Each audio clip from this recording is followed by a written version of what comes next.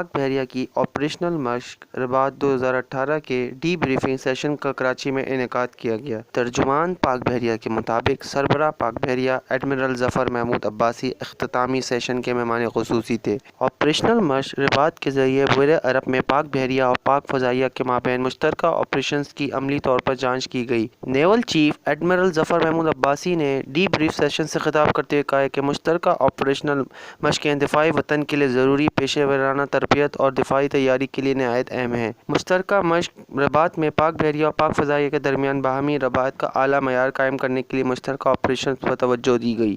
Admiral ظفر محمود عباسی نے کہا کہ پاکستان نیوی بھرپور پیشہ ورانہ صلاحیتوں کی حامل بحری قوت ہے جو دشمن کے کسی بھی جارحانہ اقدام کو ناکام بنانے کی صلاحیت رکھتی ہے۔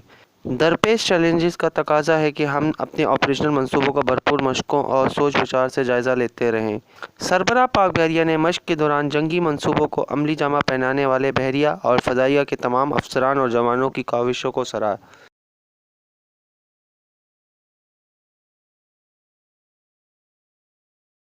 پاکستان میں پہلی مرتبہ حالات حاضرہ کے مختصر مگر جامع پروگرامز، خبروں، تبصروں کے علاوہ دیگر سماجی، تجارتی، ثقافتی، تفریحی، معلوماتی، مذہبی، تعلیمی، صحت اور بچوں کے پروگرامز صرف TNN TV پر۔